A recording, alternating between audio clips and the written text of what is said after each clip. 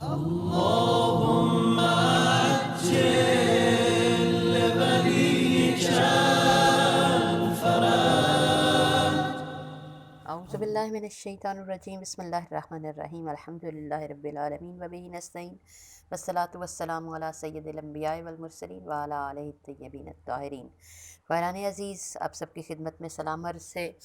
Ice و طالبات کی اس تعلیمی اور تربیتی معلومات کے سیشن کے حوالے سے آپ کو خوش آمدید کہتے ہیں، اور احکام کے حوالے سے ہماری یہ پہلی گفتگو ہے۔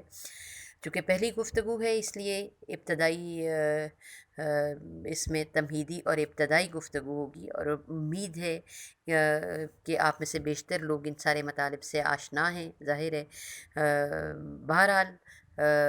اگرچہ گفتگو تکراری ہے، لیکن جیسا قرآن نے کہا کہ اس تکرار میں بھی ہمارے لیے بہت ساری خیر پوشیدہ ہے۔ جب ہم احکام کے فلسفے کی بات کرتے ہیں تو مثلاً ہمیں معلوم ہونا چاہیے کہ احکام یعنی کیا، ان کا مقصد کیا ہے۔ تو اگر ہم دیکھیں، تاریخ بشریت میں دیکھیں، مختلف قسم کے فلاسفہ، حکماء، علماء تاریخ بشریت میں ہمیشہ اس کوشش میں رہے ہیں کہ کچھ ایسے قوانین، کچھ ایسے اصول و ضوابط وضع کر سکیں کہ جن کے ذریعے سے ایک ایسا معاشرہ قائم کیا جا سکے جس معاشرے میں ظلم نہ ہو، فساد نہ ہو، خیر ہو، پاکیزگی ہو، بھلائی ہو، اور تمام انسانوں کے لیے اپنی صلاحیتوں کے، تمام انسانوں کو اپنی صلاحیتوں کے استعمال کے یکساں مواقع ملیں، یعنی جو ہے ہر انسان اپنی استعداد کے مطابق امن کے ساتھ اور سلامتی کے ساتھ اپنے سفر کو جاری رکھ سکے۔ دین اسلام جو سلامتی کا دین ہے، وہ انسان کی سعادت کی ضمانت بھی فراہم کرتا ہے، اور اسی وجہ سے پروردگار عالم نے جو انسان کا خالق اور مالک ہے، اس نے انسان کی خاطر کچھ قواعد و ضوابط اور کچھ اصول وضع کیے ہیں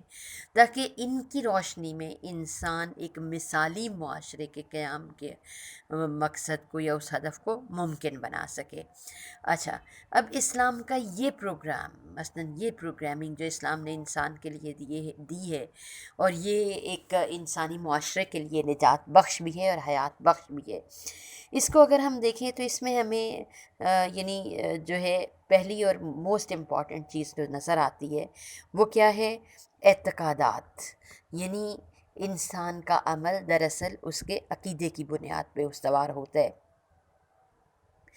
یعنی ان اعتقادات کو دوسرے لفظوں میں اگر ہم فقہ کی اصطلاح میں بات کریں تو ان کو اصول دین کہتے ہیں،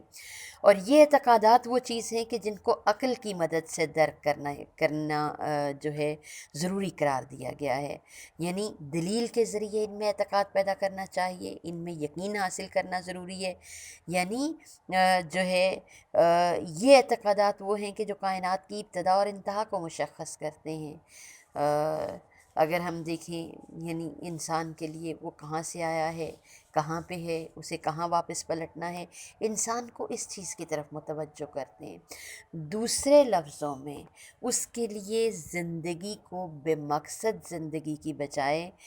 اس کی ایک بمقصد زندگی کی طرف رہنمائی کرتے ہیں۔ ان اصول دین کے اندر یاد رکھنے کی چیز یہ ہے کہ اصول دین کے اندر، دوبارہ کہہ رہی ہوں، اس کو عقل سے سمجھنا ضروری ہے، یعنی دلیل سے اس کے اندر اعتقاد پیدا کرنا ضروری ہے، ان میں تقلید جائز نہیں ہے، ٹھیک ہے۔ لیکن سوال یہ پیدا ہوتا ہے کہ کیا صرف صحیح عقیدہ رکھنا، مثلاً یہ کہ ہمارا عقیدہ ہے کہ اس کائنات کا خالق و مالک پروردگار عالم ہے، وہ انسان کا پیدا کرنے والا ہے، رزاق ہے، ہم سب جو ہیں پروردگار عالم کی جانب سے اس زمین پہ بھیجے گئے ہیں اور اسی کی طرف ہمیں پلٹنا ہے، یعنی ہم اپنے ہر عمل کے لیے اس کی بارگاہ میں جواب دہ ہیں۔ اصول دین میں یہی چیزیں ہیں، توحید ہے، قیامت ہے، عدل ہے، پھر یہ کہ پروردگار عالم کا نظام ہدایت ہے نبوت اور امامت کی شکل میں۔ اگر ہم اس چیز کو دیکھتے ہیں تو کیا فقط یہ عقیدہ رکھنا کافی ہے؟ اسلام محض عقیدہ کو یا محض درست اعتقاد کو جو ہے کافی نہیں سمجھتا، یعنی خالی یہ چیز درست عقیدہ رکھنا یہ مفید نہیں ہے، بلکہ عملی میدان میں بھی ہمیں پہچان ہونا چاہیے کہ صحیح اور غلط کیا ہے۔ یعنی جب زندگی کی راہوں پہ انسان چل رہا ہو تو ہر کام کو کرتے وقت اس کی زندگی میں جتنی معاملات پیش آتے ہیں، ہر کام کو انجام دیتے وقت اسے معلوم ہونا چاہیے کون سا کام کرنا اس کے لیے لازمی ہے، کس کام سے اجتناب کرنا اس کے لیے ضروری ہے، کس کام کو انجام دینا بہتر ہے، کس کام سے رک جانا بہتر ہے، اور کون سا کام جو ہے دونوں صورتوں میں مثلا انجام دے یا نہ دے دونوں صورتوں میں مساوی ہے۔ اب اگر اس کو ہم فقہ کی زبان میں کہیں تو وہ کام جن کا انجام دینا ضروری ہے اور جن کا ترک کرنا موجب عذاب ہے ان کو کیا کہتے ہیں؟ وہ واجبات ہیں، جیسے نماز واجب ہے، جیسے روزہ واجب ہے، یعنی ان کا انجام دینا، اس پہ التزام کرنا چاہیے، ضرور انجام دینا چاہیے، ان کا انجام دینا ضروری ہے اور ان کا ترک کرنا موجب عذاب ہے۔ دوسری چیز حرام، یعنی وہ کام جن کا ترک کرنا ضروری ہے اور اگر ہم ان کو انجام دیں گے تو عذاب کے مستحق ٹھہریں گے، جیسے جھوٹ بولنا، جیسے کسی کی جان مال یا عزت کی جو ہے مثلاً اس کا حرمت پامال کرنا، یا مثلاً شراب پینا، یا کوئی بھی اس طریقے سے یہ کام، یہ چیزیں حرام ہیں۔ اسی طریقے سے مستحبات، یعنی وہ کام جن کا انجام دینا اچھا ہے اور اس سے ثواب حاصل ہوتا ہے مگر اس کو ترک کرنے میں کوئی عذاب نہیں ہے، جیسے نماز شب کے لیے قرآن میں پروردگار عالم بار بار انسان کو تشویق دلاتا ہے کہ اگر تم جو ہے یعنی خدا کے ہاں درجات حاصل کرنا چاہتے ہو تو کیا کرو؟ نماز شب کا التزام کرو، نافلہ شب کی طرف توجہ دو، مگر یہ کہ اگر آپ کسی وجہ سے اس کو ترک کر دیتے ہیں یا یہ کہ ادا نہیں کر سکتے ہیں تو یہ موجب عذاب نہیں ہے۔ اسی طریقے سے مکروہات ہیں جن کا ترک کرنا اچھا ہے اور موجب ثواب ہے مگر ان کو انجام دینے کی صورت میں عذاب نہیں ہوتا، جیسے گرم گرم کھانا کھانا یا سیاہ لباس پہننا عزائے حسینی کے علاوہ، یعنی مجلس کی نیت سے پہننا موجب ثواب ہے، عزا کے حوالے سے پہننا موجب ثواب ہے مگر اس کے علاوہ روا نہیں ہے، یا اس کے علاوہ مباح کام یعنی جن کا انجام دینا یا ترک کرنا برابر ہے، ان میں نہ کوئی ثواب ہے اور نہ کوئی عذاب ہے، جیسے سونا جاگنا اور کھانا پینا۔ جی، ہم احکام کے حوالے سے گفتگو کر رہے تھے اور اس گفتگو میں ہم اس مرحلے پہ جو ہے ہمارے سامنے یہ چیز واضح ہوئی کہ ہم جو کام بھی انجام دیتے ہیں یا تو وہ واجبات میں سے ہے، یعنی وہ کام ہیں جن کا کرنا ہمارے لیے بہت ضروری قرار دیا گیا ہے، یا وہ کام ہیں جو دین نے، ہمارے اسلام نے ہمارے لیے جن کاموں کو کرنے سے